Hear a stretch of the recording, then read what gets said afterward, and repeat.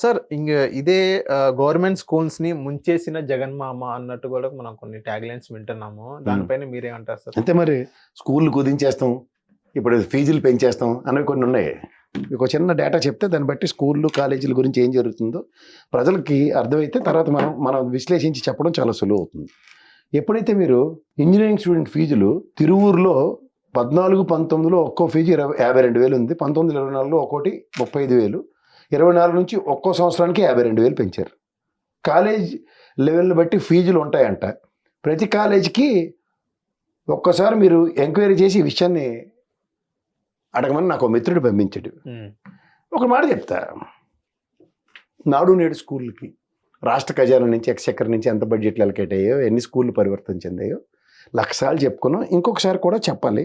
చెప్పకపోతే ఎందుకంటే మనని విద్యా ప్రమాణాల గురించి చెప్పాలి. ఒకసారి చెప్పకపోతే ఈ డేటా ఎందుకంటే మాకు ఇవ్వండి ఆ డేటా. ఇవ్వాలండి. ఎందుకంటే 10 తపేలా ఛానళ్ళు ఉన్నాయి. చదువులు విప్లవం ఎలా ఉందంటే విద్యా దీవెన కింద 12,576 కోట్లు ఇచ్చారు. చంద్రబాబు గారి పాలనలో 2,141 కోట్లు ఇచ్చారు.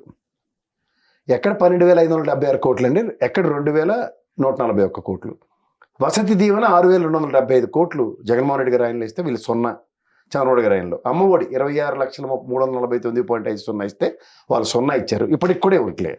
గోరుముద్ద కింద 6,262 కోట్లు ఖర్చు పెడితే వాళ్ళు 0. అలాగే నాడు నేడు స్కూళ్ళకి 17,805 కోట్లు ఖర్చు పెడితే వాళ్ళ ఆయనలో 0. అలాగే న్యాక్ గుర్తింపుకి 437 కోట్లు ఖర్చు పెడితే చంద్రబాబు గారి గవర్నమెంట్ 257 కోట్లకి. అలాగే విద్యా కానుక కింద 4,170.12 కోట్లు ఖర్చు పెడితే 0. విదేశీ విద్యా దీవెనకి 132.41 కోట్లు ఖర్చు పెడితే వాళ్ళు 0 ఖర్చు పెట్టారు. అలాగే స్వేచ్ఛ న్యాప్కిన్స్ కంటే ఆడపిల్లలకి 42 కోట్లు ఖర్చు పెట్టి న్యాప్కిన్లు ఇస్తే వాళ్ళు 0. ట్యాబులు 685.87 కోట్లు ఖర్చు పెట్టి ట్యాబులు ఇచ్చారు 8వ క్లాస్ పిల్లలకి, 0 వాళ్ళు. అలాగే వైఎస్ఆర్ సంపూర్ణ పోషణ కింద 6,141.34 కోట్లు ఖర్చు పెడితే వీళ్ళు 0. సో ఈ విధంగా మీరు చదువులకి ఇంత డబ్బులు ఖర్చు పెట్టి విద్యా ప్రమాణాలను ఎలా పెంచారో, ఎన్ని డిఎస్సీలు అయ్యో ఉద్యోగ కల్పనలో మనం ఇంకోసారి చెప్పుకుందాం. అది కూడా చెప్తే DSC 1998 4,534, DSC 2008 2,193, DSC 2024 6,100, బిఏడీలు 3,784, special DSC ఇతరత్ర 1,802. ఇది ఎంప్లాయ్మెంట్ క్రియేషన్. సో ఈ విద్యకు సంబంధించిన దాంట్లో ఈ రెండు మీరు ఒకసారి బేరీ చేసుకుంటే ఎవరు ఆయనలో ఎంత ఖర్చు పెట్టారు, ఏ విద్యా ప్రమాణాలు ఏ విధంగా పెరిగాయి, సబ్జెక్ట్ టీచింగ్ అనేది ఎవరు ప్రవేశపెట్టారు, టోఫెల్ అండ్ ఐబీ కరికులం ఎవరు ఆయనలో వచ్చింది, ట్యాబ్లు ఎవరికి ఇచ్చారు, బైజూస్ కంటెంట్ని ట్యాబుల్లోకి ఎక్కించి ఏదో సిఎస్ఆర్ యాక్టివిటీ రూపంగా ప్రజలకు పిల్లలకి ఎంతమందికి దగ్గర 24 లక్షల పైచీలుగా స్కూల్ బాట పెట్టిన ఉదంతం చూస్తే సిన్హా కమిటీలో బాల కార్మికుల నిర్మూలనకి 10 లక్షలకే ఆవిడకి అంత మేకతోలేస్తే జగన్మోహన్ రెడ్డికి ఎంతకి ఇవ్వాలండి? సార్ ఇక్కడ బైజూస్ కంటెంట్ ట్యాబ్ గురించి మాట్లాడుకున్నట్లయితే ఇదే బైజూస్ అనే కంపెనీ ఒక లాస్లో ఆ కంపెనీని మొత్తం కాపాడింది ఇది వైఎస్ఆర్సీపీ గవర్నమెంటే.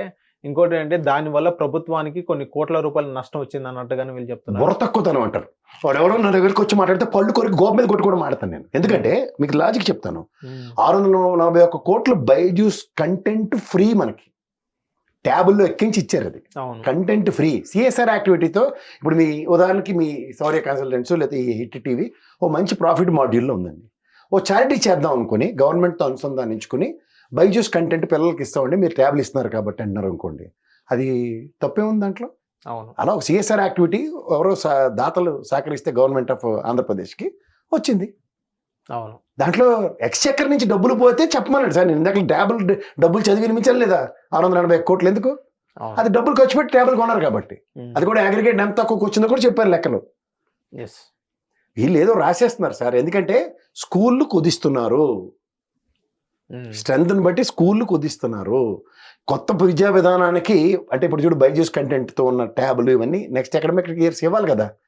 ఆ ప్రోడక్ట్ ఐబీ కరికులము, సిబి, ఇంకోటి ఏంటంటే టోఫల్, ఈ బైజూస్ కంటెంట్తో ట్యాబులతో 10th క్లాస్ దాకా చదివిన దానికి స్వస్తి చెప్పేశారు. చెప్పి వీళ్ళు ఏం చేస్తారని స్కూల్ కుదించి మళ్ళీ నారాయణ చైతన్య జీవితాలు జబ్బులు కట్టుకొని చావండి ప్రజలకి ఉసిగొలిపి వదిలేస్తున్నారు. మరి జగన్మోహన్ రెడ్డి గారు స్కూల్స్ కూడా మూయించారని లాస్ట్ గవర్నమెంట్ లో కూడా మనం చూసాం. స్టూడెంట్స్ కూడా చిన్న పిల్లలు కూడా బయటకు వచ్చిన ఉదంతో కూడా మనం చూసాం. నేను అంటుంది అదే సార్. ఇప్పుడు తెలంగాణ గవర్నమెంట్ ఒకే ఒక పిల్లడు చదువుతున్నాడు, స్కూల్ రన్ చేస్తున్నారు. నెక్స్ట్ ఇయర్ ఆ స్కూల్ కనుక లేదనుకోండి అంటే ఆ పిల్లలు ఎవరు జాయిన్ అయినప్పుడు ఏం చేస్తారు దాన్ని ఇంకో నియరెస్ట్ గ్రామంలో ఉన్న స్కూల్తో ఈ స్కూల్ని అలైన్ చేస్తారు. అక్కడ ఒక పిల్లోడే ఉన్నారు, ఇక్కడ చాలా కొన్ని వందల మంది బయటకు వచ్చారుగా. సార్ అదే చెప్తున్నాను సార్, స్కూల్ నాడు నేడు స్కూల్ దీంట్లో there are certain decisions were taken by the government. నేను దాన్ని వ్యతిరేకిస్తున్నాను, దాన్ని కూడా నేనేమి యాక్సెప్ట్ చేయట్లేదు. కొన్ని స్కూల్ కుదించడం అన్నది జరిగింది, ఉన్న వాటిని రివ్యాంప్ చేసి సస్టైనిటీ పెంచారు. ఓకే, ఇప్పుడు ఇదే విధంగా ఇప్పుడు ఉదాహరణకి గ్రామంలో పిల్లలు పుట్టలేదండి, చిన్నపిల్లలు లేరు, అందరూ పెద్దవాళ్ళు ఉన్నారు, 200-300 మంది గ్రామంలో. ఒక ప్రాథమిక ఉన్నత పాఠశాల ఏదో ఉంది అక్కడ. అది ఎందుకది నిరుపయోగంగా ఉండే టీచర్ రోజు వచ్చి చిట్టీలను ల్యాండ్ సైట్ వ్యాపారం చేసుకోవడానికి అక్కడికి జీతం ఇవ్వక్కర్లే కదా. సో దాన్ని హై స్కూల్కి అలైన్ చేయడం తప్పే ఉంది. దాన్ని హై స్కూల్ కుదించారంటారా? ఒక క్లాస్ ఒక పిల్లడు ఇద్దరు గురించి ఏం చేస్తారు? ఇప్పుడు ఈ అకాడమిక్ ఇయర్ లో తెలంగాణ గవర్నమెంట్ కూడా స్కూల్ మీద నిర్ణయం తీసుకుంటారు. లాస్ట్ జగన్మోహన్ రెడ్డి గారు అంతే తీసుకున్నారు. ఎవరైనా చేస్తారు అది. ఇలాంటి కాన్సెప్ట్లు మదింపు చేయమని ఎవరు కాదను. కానీ నాడు నేడు స్కూల్ పరివర్తన చెందిన తర్వాత రేడియస్ 2200 గ్రామాలకు ఒక స్కూల్ని లేదా 2 స్కూల్లో 5 స్కూల్లో ఏ విధంగా చేశారన్నది ఎప్పుడైతే ఉందో దానికి తగ్గట్టు కంటెంట్తో ప్రైవేట్ స్కూల్ను ప్రోత్సహించే దగ్గర గవర్నమెంట్ స్కూల్స్తోనే అనుసంధానించుకుని ముందుకెళ్ళడం సులువు అవుతుందా కష్టం అవుతుందా? ఎందుకంటే విద్య, వైద్యం, ఆరోగ్యం 3 ప్రభుత్వ బాధ్యత. అందులో విద్యను గాలికి వదిలేస్తుంటే మేమేం చేస్తాం దానికి? అవును, డబ్బులు రాష్ట్ర ఖజానాకి అంటే ఇంకా దేనికి మీరు గవర్నెన్స్? అది సంపద సృష్టిస్తారు. ఎప్పుడు సృష్టిస్తారు? 5 years వరకు ఉంది. ఇంకోటి అంటే ఇదే క్వశ్చన్ అప్పుడు ఉన్న రాజశేఖర రెడ్డి గారిని అడిగితే మా గవర్నమెంట్ అనేది ప్రజలు మాకు 5 years ఇచ్చారు, 5 years చేయకపోతే అప్పుడు మీరు మమ్మల్ని క్వశ్చన్ చేయాలని రాజశేఖర రెడ్డి గారు రిపోర్టర్ చెప్పారు. ఇప్పుడు అలాగే వెళ్తున్నారు అనుకుంటానేమో అన్నట్టుగానే కొంతమంది చెప్తున్నారు. అదే తెలివి తక్కువతనం అంటారు. రాజశేఖర రెడ్డి గారు ఆయనలో ఫస్ట్ పైలట్ ఎక్స్పీరియన్స్ చేస్తే వేణుగోపాల్ గారు ఉండేవారు. ఆయన ఎన్పిఆర్ మినిస్టర్ ఉన్నారు కదా లాస్ట్ టైం. ఇప్పుడు రాజమండ్రి నుంచి ఓడిపోయాడు ఆయన. అప్పుడు రాజమండ్రికి బిగ్గెస్ట్ అది, దానికి చైర్మన్ ఉండేవాడు, ఏది జడ్పీ చైర్మన్ అయ్యాడు. అయినప్పుడు ఏం చేశాడు తెలుసా? ఆయన ఫస్ట్ టైం ఉచిత ఇసుక కాకుండా ఇసుకని ఒక ఆదాయ వనరు కింద క్రియేట్ చేశాడు. అంటే గవర్నమెంట్ కి అంటే జడ్పీ పరిధిలో వచ్చేలా చేశాడు. చేస్తే దానివల్ల వచ్చిన డబ్బులతో ఆయన ఏం చేశాడంటే స్కూల్ని రివ్యాంప్ చేయడం అప్పటి నుంచే స్టార్ట్ చేశాడు. స్కూల్ కి ఇన్ఫ్రాస్ట్రక్చర్, బెంచీలు ఇవ్వడం కానీ అలాంటివి. అది రాష్ట్ర ప్రభుత్వం కూడా అదే పందాకు తీసుకుంది. నేను మళ్ళీ చెప్తున్నాను, సంపద సృష్టి మార్గంలో ఇసుక రూపంలో నాడు నేడు స్కూల్ పరివర్తన చెంది కనబడ్డాయి. అలాగే లెక్కర్ గవర్నమెంట్ అమ్మడం వల్ల అమ్మఒడి వచ్చింది. సంపద అంటే అదే కదా. ఇప్పుడు స్టేట్లో ఉన్న రిసోర్సెస్ని మనకి అనుగుణంగా రాష్ట్ర ఎక్స్చెక్కర్కి వచ్చేలా చేసుకోగలిగినప్పుడే సంక్షేమానికి పెద్దపీట వేయగలుగుతారు.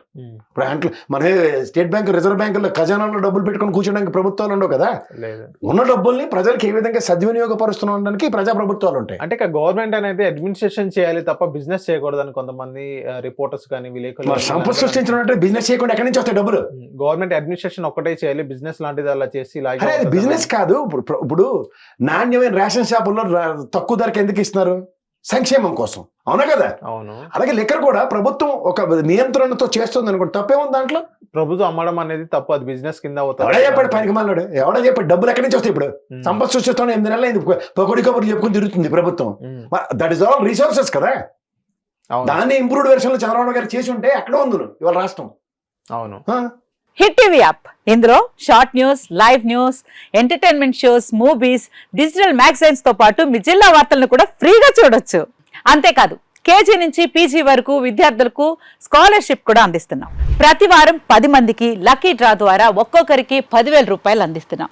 ఇంకెందుకు ఆలస్యం, వెంటనే హిట్ టీవీ యాప్ ని డౌన్లోడ్ చేసుకుని ఫ్రీగా ఎంటర్టైన్మెంట్ పొందండి. Hit TV app.